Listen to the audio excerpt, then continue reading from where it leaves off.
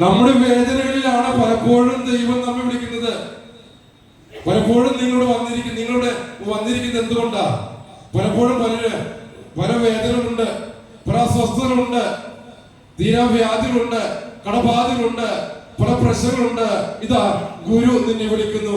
ഗുരു നിങ്ങളെ സർവശക്തനായ ദൈവം നിങ്ങളെല്ലാവരും വിളിച്ചതിന്റെ പേരിലാണ്, അല്ലാതെ നിങ്ങൾ ഇഷ്ടപ്പെടുന്നതിന്റെ പേരിലല്ല. ദൈവം നിങ്ങളെ വിളിച്ചതിന്റെ പേരിലാണ് നിങ്ങൾ വന്നിരിക്കുന്നത്. മാർത്ത പറഞ്ഞു, ഇതാ ഗുരു നിന്നെ വിളിക്കുന്നു. അപ്പോൾ അവൾ എഴുന്നേറ്റ് ഈശോയുടെ അടുക്കിലേക്ക് പോയി. ദൈവം നമ്മെ വിളിച്ചതിന്റെ പേര് ആ വിളിക്കേട്ട് നാം ഇവിടെ വന്നിരിക്കുകയാണ്. ഈശോ നമ്മളെ തീർച്ചയായിട്ട് നമ്മെ അനുഗ്രഹിക്കും. അപ്പോൾ മാർത്തയും എഴുന്നേറ്റ് അവന്റെ അടുക്കലേക്ക് പോയി, മറിയം അടുക്കലേക്ക് പോയി.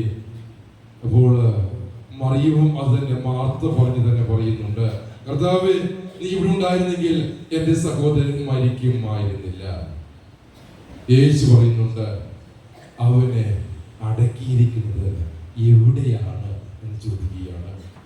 അപ്പോൾ അവർ പറഞ്ഞു, കർത്താവേ, വന്ന് കാണുക എന്ന് പറയുന്നുണ്ട്. ഈശോ നമ്മെ അടക്കിയിരിക്കുന്നത് എവിടെയാണ്? നമ്മുടെ ചില വേദനകളുണ്ട്, ചില രോഗങ്ങളുണ്ട്, ചില അസ്വസ്ഥതകള്. നാം ചിന്തിക്കും ഇനി രക്ഷയില്ല. അപ്പോ നാമും പലപ്പോഴും നമ്മെ തന്നെ അടക്കിയിരിക്കുകയാണ്. ശവകുടീരത്തിൽ അടക്കിയിരിക്കുന്ന പോലെ നാമും നമ്മെ തന്നെ എവിടെയും നമ്മുടെ വേദനകളിലെ, ഇല്ലായ്മ, പ്രശ്നങ്ങളിലെ, പ്രതിസന്ധി, രോഗാവസ്ഥയിലായിരിക്കാം. നാമും നമ്മെ തന്നെ ഇങ്ങനെ അടക്കിയിരിക്കുകയാണ്. ഈശോയോട് പറഞ്ഞു, ഗുരു വന്ന് കാണുക. ഈശോയെ ക്ഷണിക്കുക. നമ്മള് എന്റെ ജീവിതത്തിലേക്ക്, തകർന്നു പോയ എന്റെ ജീവിതത്തിലേക്ക്, നിരാശകളിലേക്ക്, ദുഃഖത്തിലേക്ക്, ഗുരു വന്ന് കാണുക. ഈശോ വരും. ഈശോയെ വിളിച്ചാൽ ഈശോ തീർച്ചയായിട്ടും വരും. വന്ന് കാണുക എന്ന് അവൾ പറയുകയാണ്. ഈശോ കടന്നു വരികയും ചെയ്തു. അപ്പോൾ ഈശോ കണ്ണീർ പൊഴിച്ചു. നമ്മുടെ ദുഃഖങ്ങൾ കാണുമ്പോൾ, നമ്മുടെ വേദന കാണുമ്പോൾ ഈശോ സന്തോഷിക്കുന്നവനല്ല ദൈവം. അപ്പോൾ ഈശോ കണ്ണുനീർ വാർക്കുകയാണ്. നമ്മൾ സഹനങ്ങള്, വേദന, രോഗങ്ങൾ വരുമ്പോൾ നാം ചിന്തിക്കുക, എന്നെ ദൈവം പോലെ എന്നെ ഉപേക്ഷിച്ചു ചിന്തിക്കുക. ഉപേക്ഷിച്ചിട്ടില്ല. ദൈവം നമ്മെ സഹായിക്കും. പല തടസ്സങ്ങളുണ്ടാകാം. ആ തടസ്സങ്ങളൊക്കെ ദൈവം മാറ്റി തരികയും ചെയ്യും. ഈശോ ശവകുടീരത്തിലേക്ക് വന്നു. ഈശോ പറഞ്ഞു, കല്ലെടുത്ത് മാറ്റുവി. ഈശോ നമ്മോട് പറയുന്നുണ്ട്, ആ കല്ല് എടുത്ത് മാറ്റാൻ. ഈശോക്ക് വേണമെങ്കിൽ ഈ ലോകത്തെ മുഴുവൻ സൃഷ്ടിച്ചവനാണ്. ആ കല്ല് മാറിപ്പോകട്ടെ എന്ന് പറയാമായിരുന്നു. എന്നാൽ മനുഷ്യന്റെ സഹായം ആവശ്യമാണ്. ഈശോ പറഞ്ഞു, ആ കല്ല് എടുത്ത് മാറ്റുവി. നമ്മെ സഹായിക്കാൻ ദൈവം തയ്യാറാണ്.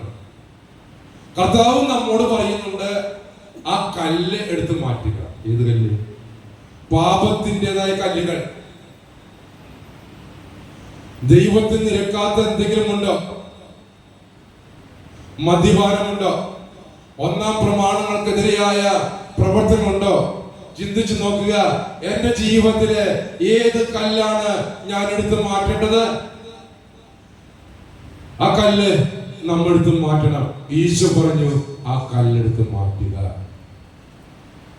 അപ്പോൾ കല്ലെടുത്ത് മാറ്റിയാൽ മാത്രമേ നമ്മുടെ സഹായം, നാം രക്ഷപ്പെടണമെങ്കിൽ നമ്മുടെ സഹായം ദൈവത്തിന് ആവശ്യമാണ്. നമ്മുടെ ജീവിതത്തിൽ പാപത്തിന്റെ കല്ലെടുത്ത് മാറ്റാൻ സാധിക്കണം. നല്ല കുമ്പസാരം നടത്തണം. അപ്പോൾ നല്ല കുമ്പസാരം നടത്തിക്കൊണ്ട് പാപത്തിന് അകന്ന് ജീവിച്ചാൽ പിന്നെ അതിലോട്ട് പോകരുത്. പൂജ രാജാക്കന്മാർ യേശുവിനെ കണ്ടു കഴിഞ്ഞപ്പോൾ പിന്നെ പഴയ വഴിയിലൂടെ പോകരുതെന്ന് പറഞ്ഞു അവർ വഴിയിൽ പോയില്ല. നിങ്ങൾ ധ്യാനം കടന്നു വന്നു, കല്ലൊക്കെ എടുത്ത് മാറ്റി നല്ല കുമ്പസാരമൊക്കെ നടത്തി പിന്നെ ഇനിയും പഴയ ജീവിതത്തിലേക്ക് പോകരുത്. പലരും ധ്യാനത്തിനൊക്കെ വരും. ധ്യാനത്തിനൊക്കെ വന്നു കഴിഞ്ഞിട്ട് കുമ്പസാരിക്കും, വളരെ സന്തോഷത്തോടെ തിരിച്ചു പോകും. പിന്നെയും പഴയ വഴിയുടെ കുറച്ച് നാൾ കഴിയുമ്പോൾ സന്തോഷം ഉണ്ടാകും. പിന്നെയും പഴയ വഴിയുടെ പോകും. കല്ല് പിന്നെയും കുന്നുകൂട്ടുകയും ചെയ്യും. അപ്പോ കല്ലെടുത്ത് മാറ്റിയാൽ ദൈവത്തിന് അത്ഭുതം പ്രവർത്തിക്കും. ദൈവം നമ്മുടെ ജീവിതത്തിൽ അത്ഭുതം പ്രവർത്തിക്കും. അപ്പോൾ മരിച്ച സഹോദരിയായ മാർത്ത പറഞ്ഞു, കർത്താവേ, ഇപ്പോൾ ദുർഗന്ധം ഉണ്ടായിരിക്കുക.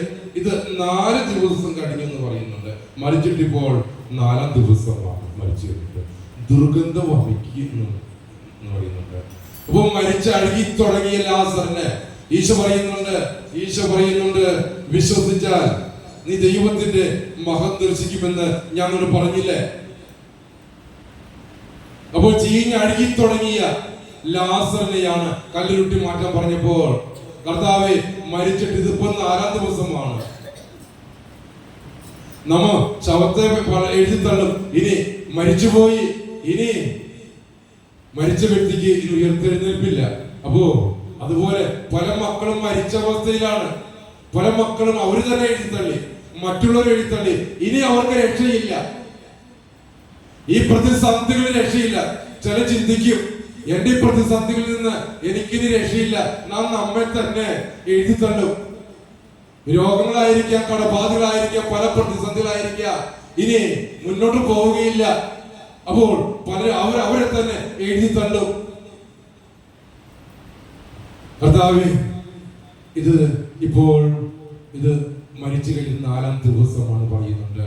ഈശോ പറഞ്ഞു, വിശ്വസിച്ചാൽ നീ ദൈവത്തിന്റെ മഹത്വം ദർശിക്കുമെന്ന് ഞാൻ നിന്നോട് പറഞ്ഞില്ലേ? വിശ്വസിക്കുക.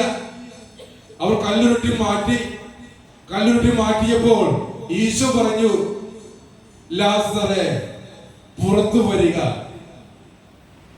ഈശോയുടെ ശബ്ദം കേട്ടപ്പോൾ ചീഞ്ഞഴുകി തുടങ്ങിയ ലാസർ ജീവനോടെ പുറത്തു വരുന്നു.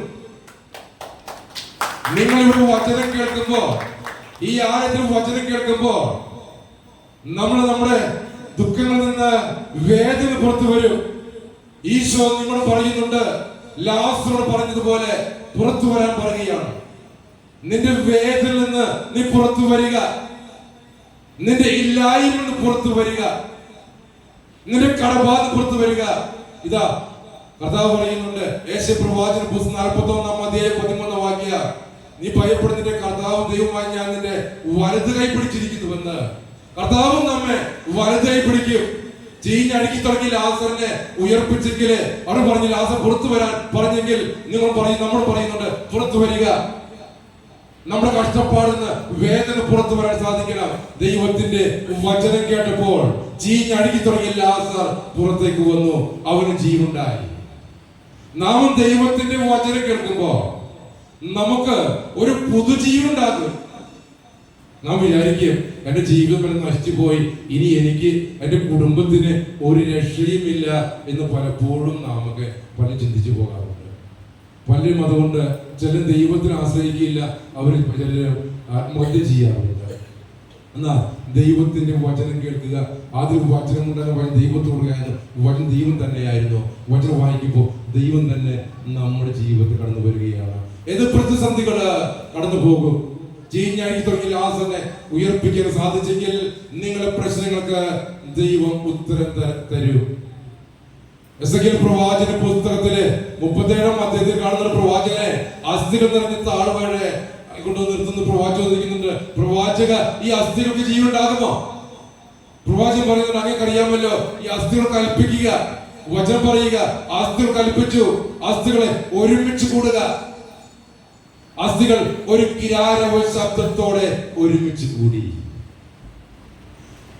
ഒരു കിരാരവ ശബ്ദത്തോടെ ഒരുമിച്ച് കൂടി എന്ന് പറയുക.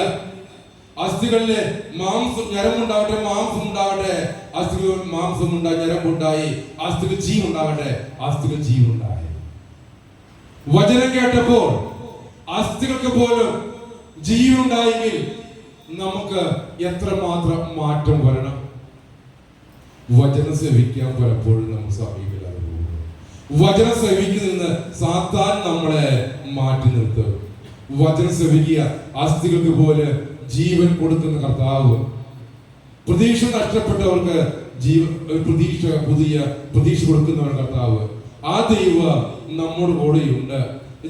ലാസറിനെ ഉയർപ്പിച്ചവൻ, ജൈറൂസിന്റെ മകളെ തലീത്ത ഭൂമി എന്ന് പറഞ്ഞുകൊണ്ട് ബാലികയെ എഴുന്നേൽക്കൂ എന്ന് പറഞ്ഞുകൊണ്ട് ആ ബാലികയെ എഴുന്നേൽപ്പിച്ചവൻ. മരിച്ചുപോയ യുവാവിന് നയിമ വിധവയുടെ മകനെ അവൾ കരഞ്ഞപ്പോൾ വിധവ കരഞ്ഞു, അവളുടെ വേദനയാൽ കരഞ്ഞു. തനിക്ക് വാർദ്ധക്യം താങ്ങാകുമെന്ന് വിചാരിച്ചു. അവളുടെ ഭർത്താവ് നേരത്തെ മരിച്ചുപോയി. ആകെയുള്ള മകനായിരുന്നു. അവനും മരിച്ചപ്പോൾ വേദനയാൽ അവൾ കരഞ്ഞപ്പോൾ ഈശോ മുന്നോട്ട് വന്നു. ഈശോ നമ്മുടെ വേദനയിൽ നിന്ന് ഈശോ മുന്നോട്ട് വരും. ഈശോ മുന്നോട്ട് വന്നപ്പോൾ ശവമറ്റത്ത് തൊട്ടു. അപ്പോൾ അവർ നിന്നു. അപ്പോൾ ഈശോ പറഞ്ഞു, യുവാവ് എഴുന്നേൽക്കുക. മരിച്ച യുവാവിന് ജീവൻ നൽകി. അവൻ എഴുന്നേറ്റു, അവനെ അമ്മയെ ഏൽപ്പിച്ചു. ആ അമ്മയുടെ കരച്ചിൽ കണ്ടപ്പോൾ, വിധവയുടെ കരച്ചിൽ കണ്ടപ്പോൾ ഈശോ അവരോട് അനുകമ്പ കാണിക്കുന്നുണ്ട്. നമ്മോട് ഓരോരുത്തരോട് അനുകമ്പ കാണിക്കുന്നുണ്ട്. യുവാവിനെ എഴുന്നേൽപ്പിച്ച കർത്താവ്, ജീവനെ കൊണ്ടുവന്നവൻ, ലാസറിനെ ഉയർപ്പിച്ചവൻ നമ്മോടൊപ്പം ഉണ്ട്. അവിടുന്ന് നമുക്ക് പുതുജീവൻ തരും. നമുക്ക് അവിടുന്ന് പുതുജീവൻ തരുന്ന കർത്താവാണ്. അവിടുന്ന് നമ്മുടെ ഇല്ലായ്മകൾ മാറ്റി തരും. നമ്മുടെ കഷ്ടപ്പാടുകൾ മാറ്റും, രോഗങ്ങൾ മാറ്റും. ആ ഈശോയെ സ്വീകരിക്കുക. ആ ഈശോ നമ്മെ അനുകരിക്കും. നമുക്ക് ഒരു നിമിഷം നമുക്ക് എഴുന്നേറ്റ് നിൽക്കുക. അവിടുത്തോട് നമ്മുടെ പ്രാർത്ഥന സമർപ്പിക്കുക. നമുക്ക് കർത്താവേ, യേശുവേ, അങ്ങ് മരിച്ചവർക്ക് ജീവൻ നൽകുന്നവരാണ് എന്ന് ഞങ്ങൾക്കറിയാം. കർത്താവേ, ഞങ്ങൾ പലപ്പോഴും മരിച്ചവരെ പോലെ നടക്കുന്ന മക്കളുണ്ട്. കർത്താവേ, ഈ മക്കളുടെ ഇടയിൽ മരിച്ചവരെ പോലെ ജീവിക്കുന്നവരുണ്ട്. കടബാധ്യതകൾ ഇല്ല